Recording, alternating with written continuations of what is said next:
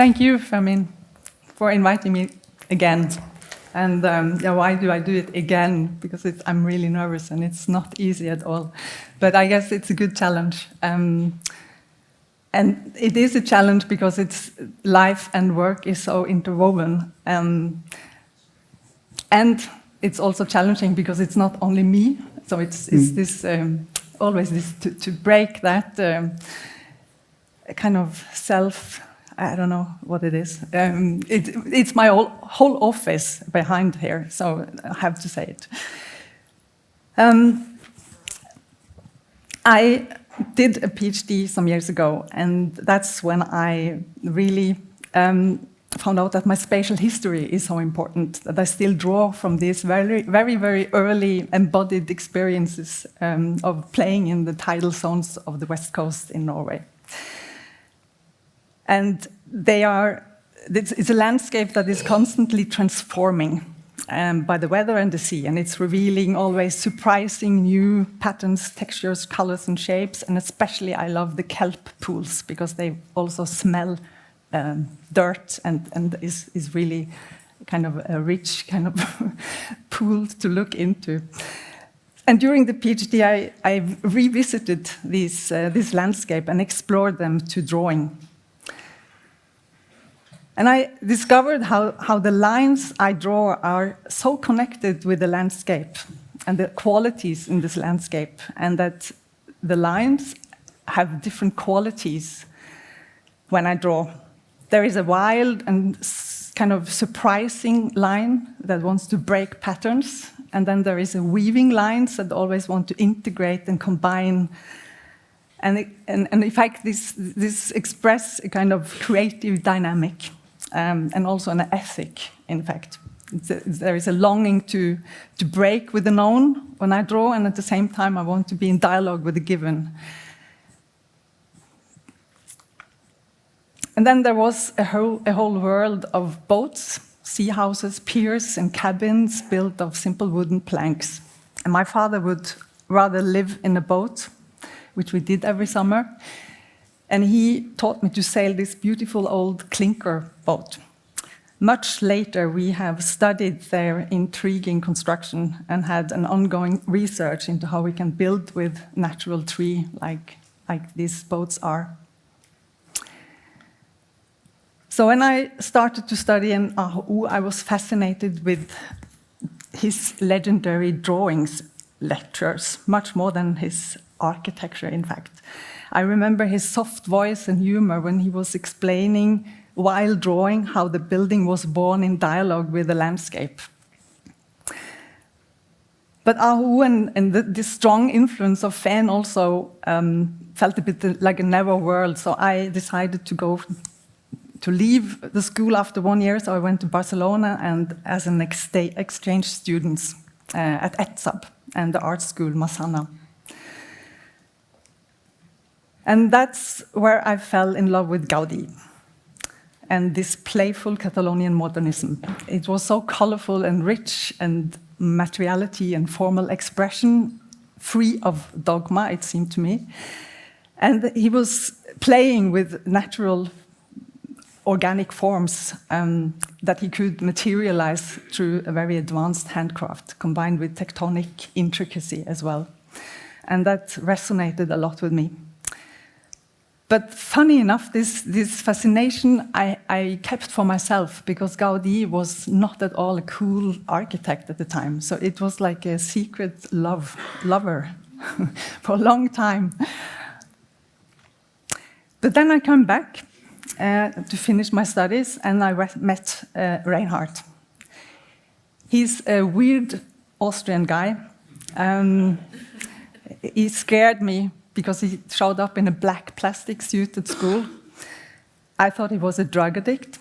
And when I moved to the remote wing of the building, he moved after me, and it was so irritating.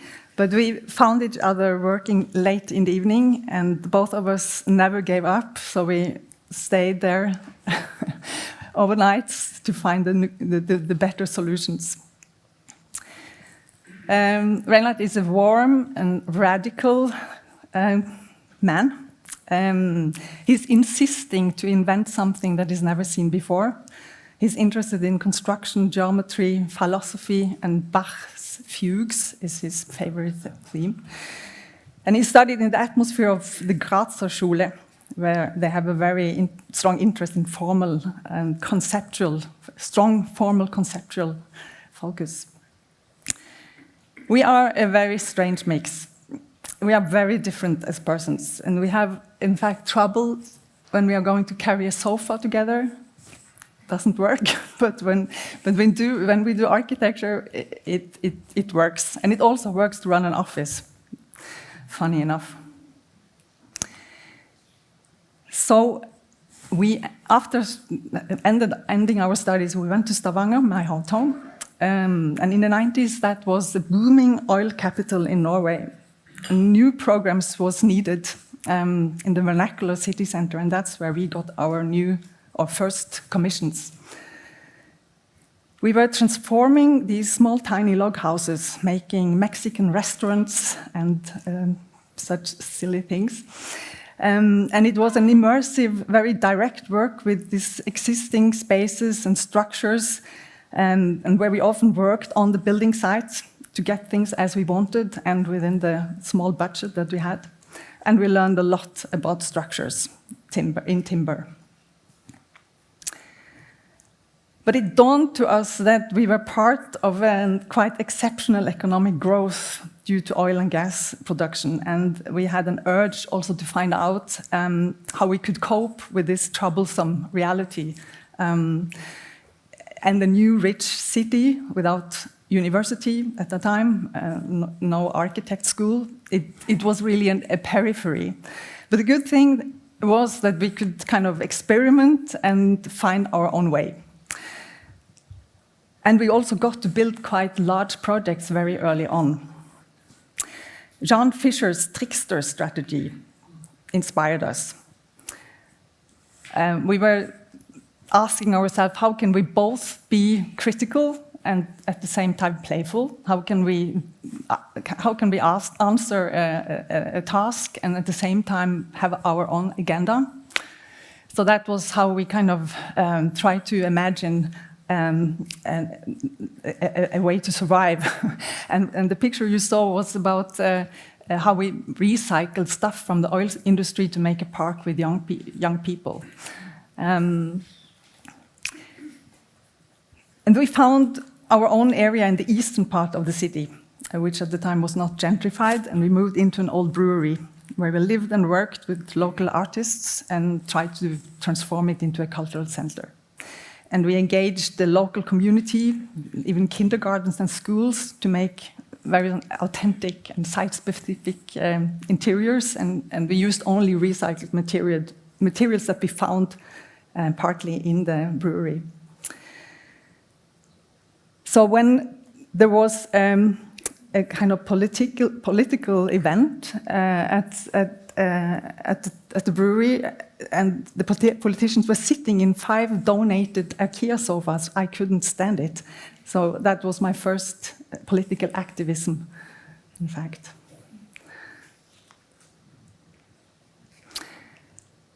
At the time, we jumped into the work of social political geographer Doreen Massey and the relational space she describes in an exhibition in Paris. And it inspired our first relational design thinking. And together with Frederick Wester's bio-kybernetic rules, it kicked off a quest and investigation into spatial structures which are more permeable for exchange both from inside and outside, like our life processes are.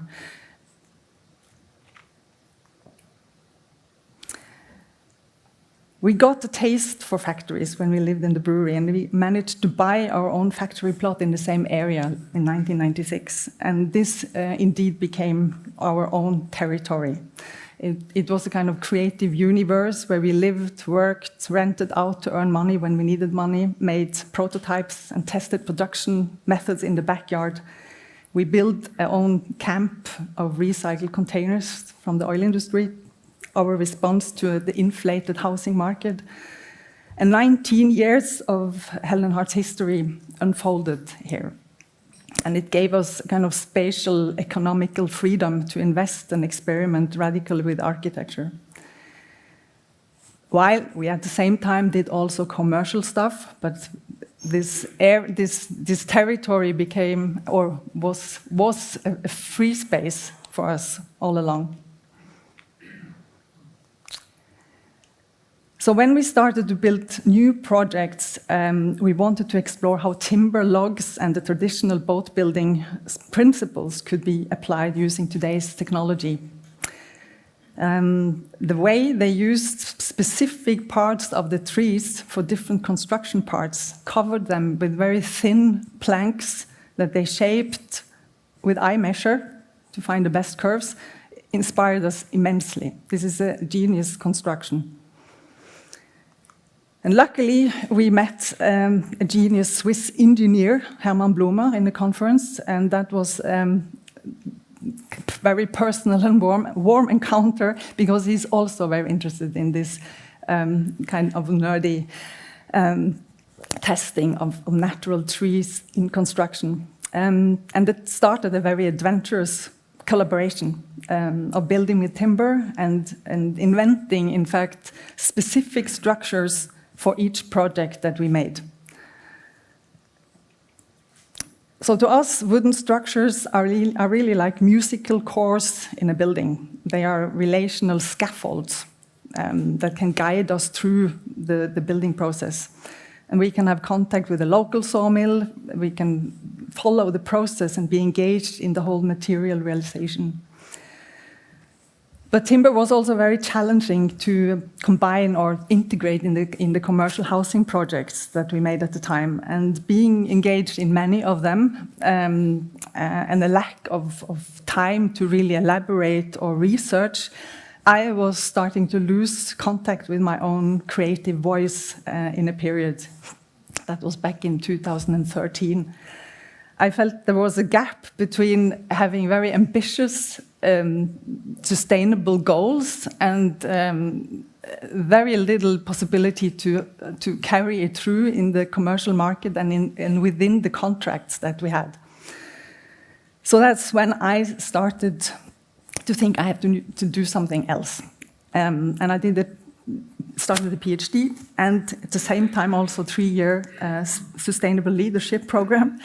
And that was a kind of desperate search for how I could get my professional, creative, and spiritual life together. One thing that I found out a lot in this period, but at least is that in the act of hand drawing, it all comes together for me.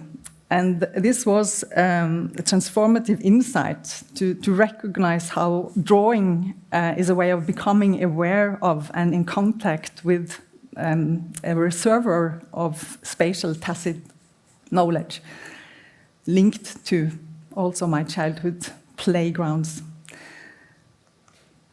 So since then, I have a daily drawing practice. I draw myself into contact with my inner world and the task at hand and its context every morning. And this is how I keep myself together in being an architect.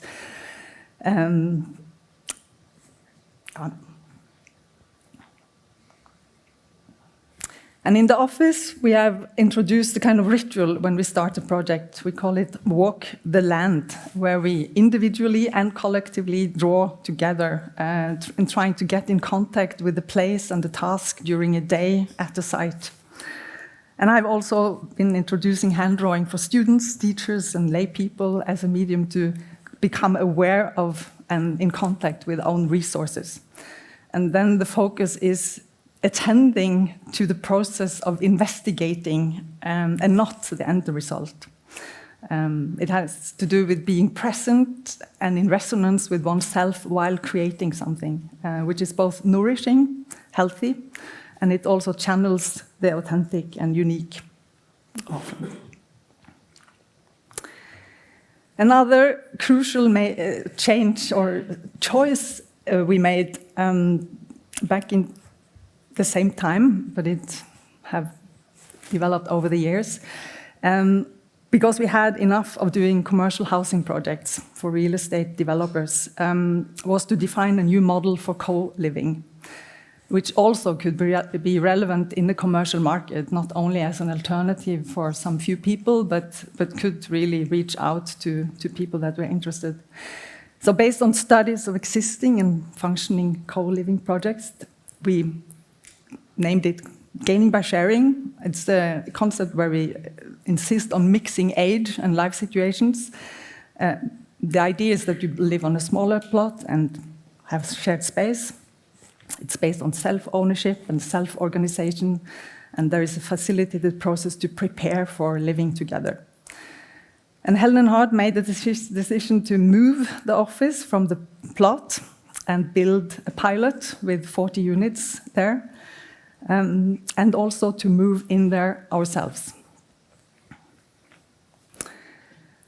And this has been one of the most changing moves in my life, and as an architect, I would say. On a personal level, I can experience how a community can function for the benefit of a whole, which is an extremely meaningful experience. It's so rich, meaningful, healthy, and empowering to experience this. I love collective insight practices, and I love to engage in them. And it shows again and again that what comes out is more than each of us give in. And it moves and transcends our small, narrow selves each time we do this. And as an architect, it's just a real-life, ongoing study of how the interrelation between an intention or a mindset, processes, and spatial structures work together when it works. So Gaining by Sharing is now an owned company of Helen and Hart, and we are working with several co-living projects in Norway, and the pilot is in its 5th year, and it has really become a reference nationally in Norway for a new movement in housing, which is more kind of focused into social living forms, and where sharing and community building aspects are finally talked about. And everyone can see that models like this or similar can intelligently solve large societal challenges without spending our commons, because it's self-organized. I recently read a UN survey showing that 69% of people asked in different countries are willing to give some of their income to solve global crisis or climate change crisis, social crises.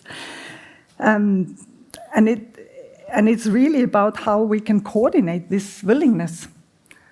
So one way is for me, a co-living model like this. It's a way of coordinating collective action and goodwill. And architecture is definitely a supportive framework for this coordination to happen. And for me, it has been incredible to see how architecture together with an invisible architecture, because it works together. You can't just build it and think it works. You have to also engage in how to organize it, how to deal with conflicts. How do we manage to make a consensus process that doesn't tire people, or where it never ends in a decision making. So it's a kind of invention both at the spatial organizational level, but it's also a kind of social infrastructure that has to be integrated and work together with the architecture. So that's where my engagement is now. You can hear it. I'm really into this. So thank you. That was it. Thank you for the nice talk. Also so nice to see differences. Mm-hmm. The last time that we had the honor to have you on stage was, time flies, 6 years ago. Yeah. Wow. And you have done also the PhD, the leadership program, right at this time, and also the whole experience with the communitarian project. How do you think it has helped you to have the time, or to allow yourself to have the time to do a PhD and also a leadership program? Because sometimes we are like kind of working, and it's like, oh, we don't have time for other things. But you were like feeling that you might need to do something. How do you think? How was that for you? Sometimes it feels like we don't allow ourselves to do so. Oh, it's really difficult, but it all worked because my partner, he said, okay, I can take on more for a period. So, but then there is. There was also a PhD program that is practice-based, so I could use 3 of the projects that I was working with in the office as cases for the studying and research, and then that helped a lot. So it was not completely coupled off the office. It was 50% in the office and 50% research, parallel. Yeah. But it made a big difference for me to have that possibility to deepen the contact with what I was doing, and it has. I still live from that today. Will you give some examples of what you do differently than before? There is a kind of meta level present always about what are we doing now and how does it connect with all the other things we are doing. So to see that in the office there is a continuous research going on, and much of it has to do with how it can connect and feed into each other, and not let the project just develop like one-on-one, which is easy when it's getting a bigger office and you work with 30 projects. So to see that there is a whole, there is a kind of wholeness that we have to care about, and that level, to see it from that level, I think is what I do much more now. Yeah. And then each small things also get another meaning because it's coupled up with it. I was thinking of that word of meaningful that you mentioned before. In the project, Gaining by Sharing, you also are an investor at the same time, correct? Yes, we invested our plot. And has that changed in any way your way of practicing as an architect, like you're having that role as well? Of course, we learned a lot from that. To sit, I mean, it was we engaged then the neighboring plot owner to get with us, and so we wasn't the only partner at the table around the table, but we learned a lot to sit around the table and have an agency.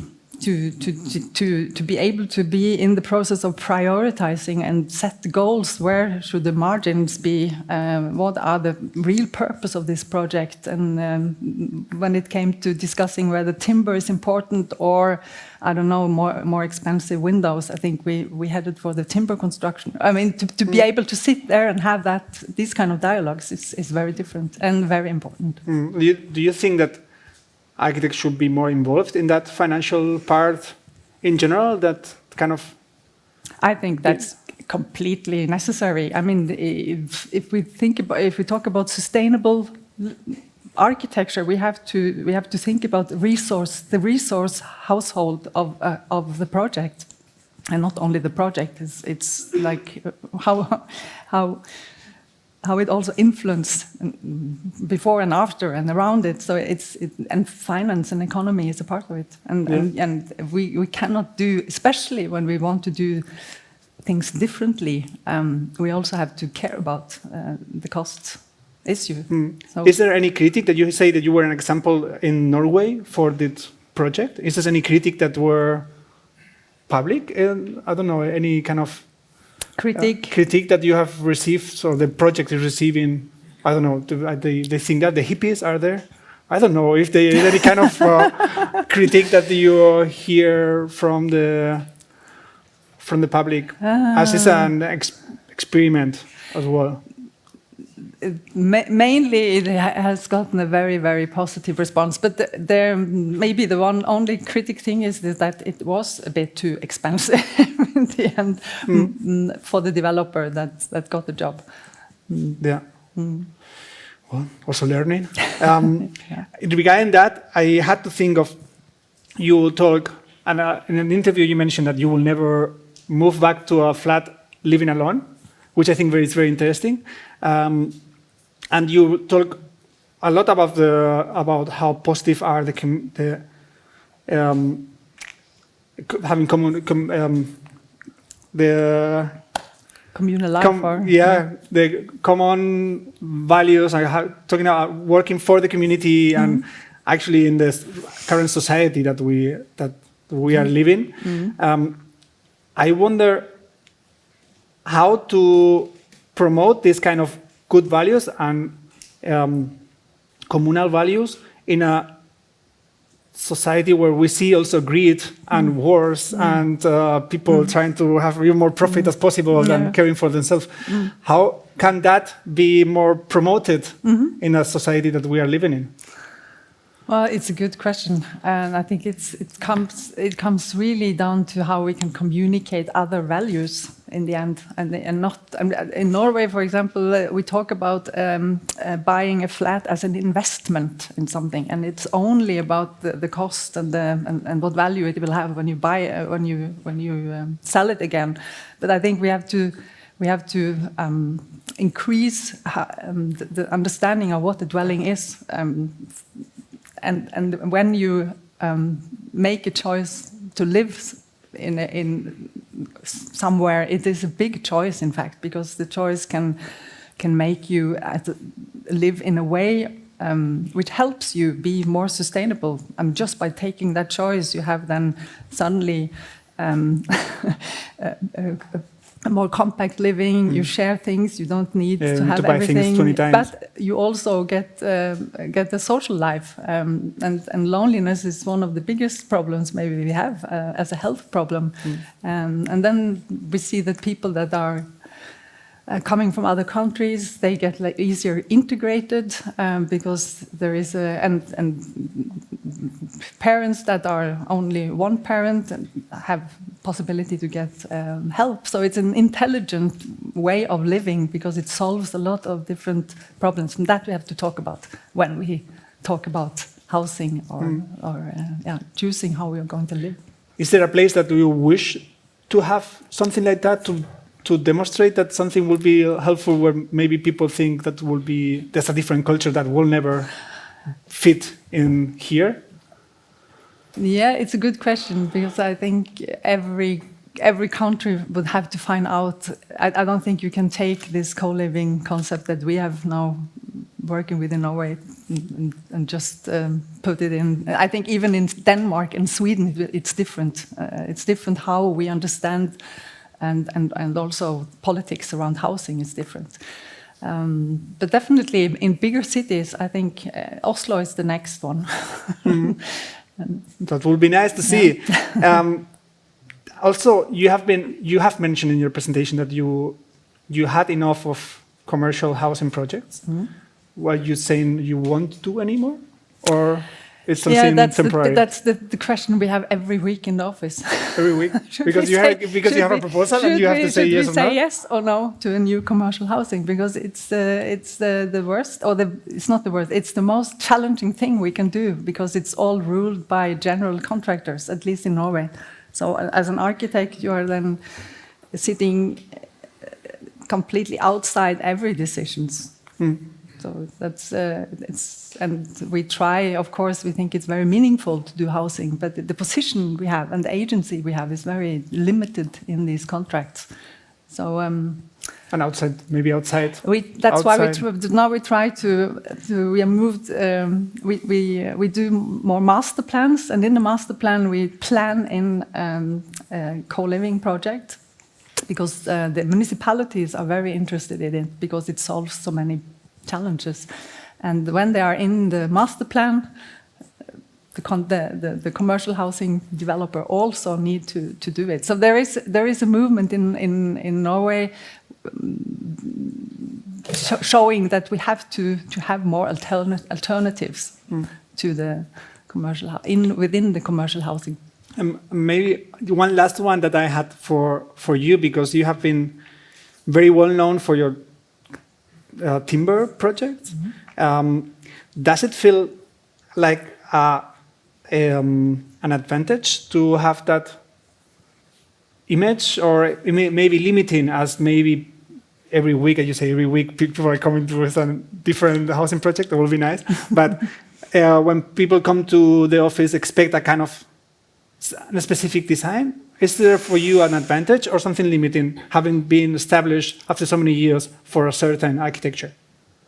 I think it's an advantage, because it's something we have a continuous research going on, and to kind of know that this is something we can deepen, and it's really rich, and timber is so manifold. You can do so much with timber, so it doesn't feel like we have a limited possibility there. But interestingly enough, when timber prices are going up like they did, suddenly people are more reserved in contacting us, because they think that we are only doing timber. So it's